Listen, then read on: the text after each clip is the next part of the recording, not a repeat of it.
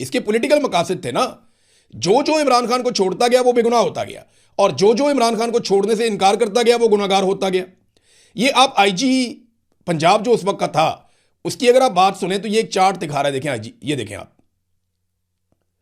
अब ये आईजी जो चार्ट दिखा रहा है इसमें मुराद रास है नीचे। मुराद रास ने काफी कॉल्स की हुई है। मुराद रास जो है वो मरकजी मुलजिम था, लेकिन मुराद रास ने प्रेस कॉन्फ्रेंस की, इमरान खान को छोड़ा, पाकिस्तान तहरीक इंसाफ को खैराबाद का। मुराद रास को एक दिन भी किसी तकलीफ में नहीं जाना पड़ा, वो बच गया। अंदलीब अब्बास और यास्मीन राशिद एक ही गाड़ी में थे, इकट्ठे थे, एक साथ जा रहे थे। अंदलीब अब्बास बेगुनाह है, उनके ऊपर कोई मुकदमा नहीं, एक दिन भी जेल में नहीं रही। यास्मीन राशिद साहिबा जो है वो जेल के अंदर बंद है तब से लेकर अब तक। 70 साल से ज्यादा उम्र की खातून है और कैंसर की सर्वाइवर, इसके बावजूद वो इस तकलीफ को बर्दाश्त कर रही हैं। तो मामला ये नहीं था कि 9 मई में जुर्म किसने किया, मामला ये था कि इमरान खान के साथ कौन खड़ा होगा और इमरान खान के साथ कौन नहीं खड़ा होगा। दूसरा एक बड़ा सवाल यह पैदा होता है कि 9 मई के मामलात में वो शख्स जो पहले से गिरफ्तार था, मन घड़त तरीके से उसको सरगना बना दिया गया या सारा मलबा उस पर डाल दिया गया। कैसे? पुलिस वाला आता है, वो कहता है, गवाही देता है अदालत में कि जनाब मैं इमरान खान के घर घुस गया और मैं उस ड्राइंग रूम में चला गया जहां इमरान खान साहब मुशावरत कर रहे थे, और मैं मेज़ के नीचे छुप गया। कभी कहता है सोफे के नीचे छुप गया। अब ये पुलिस वालों के इस नौयत के स्टेटमेंट है।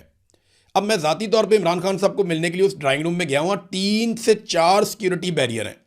सबसे पहले बाहर बहुत बड़ी तादाद में कारकुन खड़े होते थे, आप वो बैरियर क्रॉस करते थे, आगे पहला बैरियर आता था, आप उसको क्रॉस करते थे, आगे दूसरा बैरियर आता था, आप वहां पे सिक्योरिटी कैमरा हर चीज़ आपसे, मोबाइल सब वो ले लेते थे। उसके बाद वो अंदर से पूछते थे, फिर तीसरा बैरियर आता था, वहां आपको बिठा दिया जाता था। फिर जब आपकी बारी आती थी, आपकी मुलाकात करवाई जाती थी। सवाल ही नहीं पैदा होता कि एक चिड़िया का बच्चा भी मर्जी के खिलाफ अंदर चला जाए।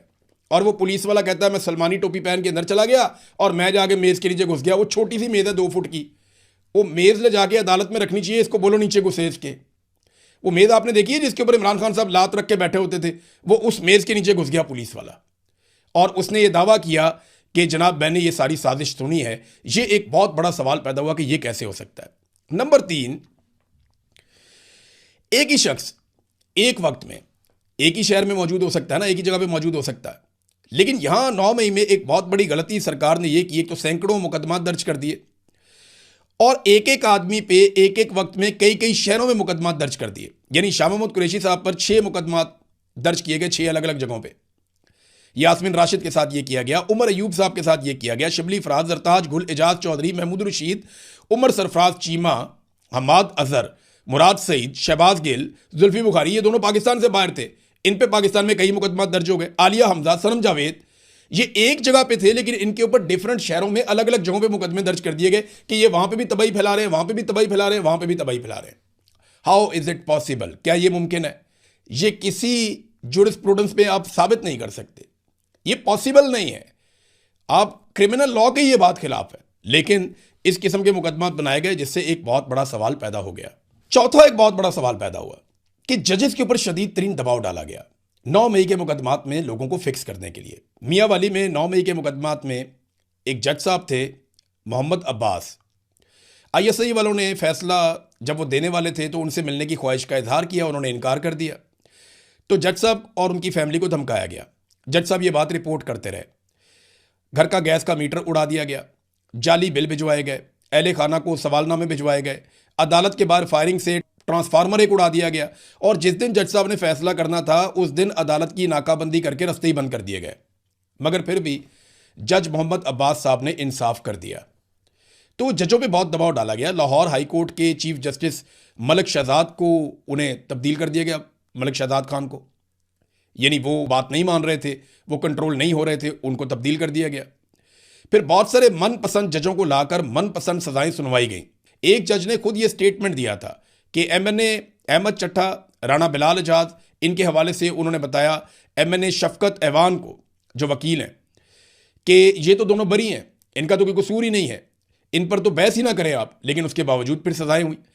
5वीं चीज़ जो सबसे इंपॉर्टेंट है, इमरान खान साहब ने बार बार ये ऑफर की और बार बार ये मुतालबा किया कि 9 मई की एक गैर जानिबदाराना इंक्वायरी करवाई जाए, लेकिन इस ऑफर को आज तक संजीदा क्यों नहीं लिया गया? क्योंकि 9 मई करने वाले ये जानते थे कि जब भी इसके ऊपर गैर जानिबदार इंक्वायरी होगी तो पाकिस्तान तहरीक इंसाफ और इमरान खान साहब को उस तरह फिक्स नहीं किया जा सकेगा जैसे वो करना चाहते हैं। देखिए, पहला सवाल तो ये पैदा होगा कि जो लोग पाकिस्तान तहरीक इंसाफ को छोड़कर चले गए उनके मुकदमात क्यों खत्म हो गए। सीसीटीवी फुटेज का पूछा जाएगा कहां पे गई, नामालूम अफराद का पूछा जाएगा कहां पे गए, बेशुमार सवाल किए जाएंगे। पुलिस वाला टेबल के नीचे कैसे फिक्स हुआ, यह भी पूछा जाएगा। तो 9 मई की किसी किस्म की कोई जुडिशियल इंक्वायरी होने नहीं दी गई आज तक। नाज़रीन, 9 मई से लेकर आज तक उस एक दिन का बहाना बनाकर मुल्क के साथ क्या कुछ किया गया उस पर जरा एक नजर डालते हैं।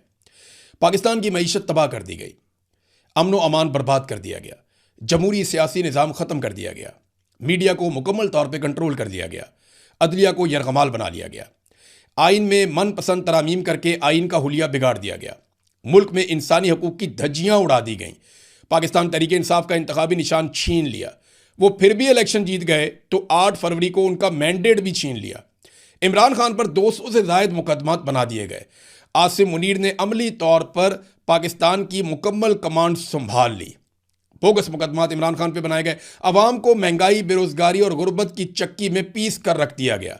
फील्ड मार्शल ताहयात इस्तिस्ना ले गए और एक्सटेंशन भी उन्होंने ले ली, और वो भी 5 साल की।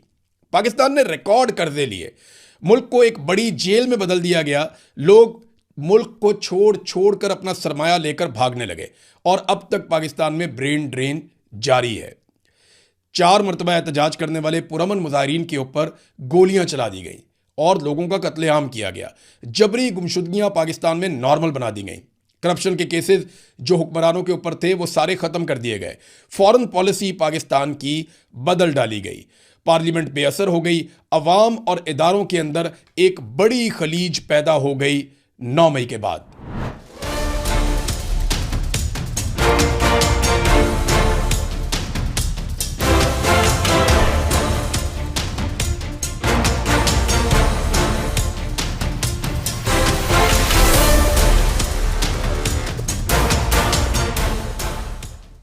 पाकिस्तान तहरीक इंसाफ से उसकी जीती हुई मखसूस नशिस्तें भी छीन ली गईं और ऐसे बांटी गईं जैसे माले गनीमत बांटा जाता है। सिविलियंस को फौजी अदालतों से सजाएं दिलवाने वाला घिनौना काम किया गया जिसकी इजाज़त किसी भी मुहज़्ज़ब मुआशरे में नहीं हो सकती।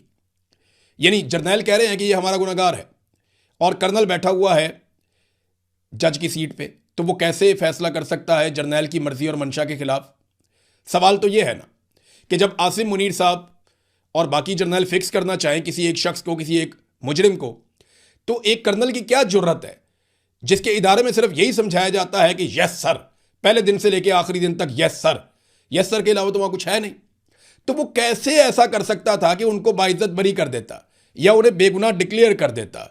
तो सिर्फ पंजाब के अंदर 104 अफराद पर मिलिट्री कोर्ट में ट्रायल किया गया, 20 को सजा पूरी होने पर रिहा किया गया, बाकियों को सजा सुनाई गई है। वो जेलों में अब तक इंसाफ के मुंतजर हैं और पूरी दुनिया में इन हरकतों की वजह से पाकिस्तान की जग हसाई हो रही है। नाजरीन, आज 9 मई को 3 साल मुकम्मल हो गए, मगर दिन रात मेहनत और अरबों रुपए का बजट खर्च करने के बावजूद पाकिस्तानियों ने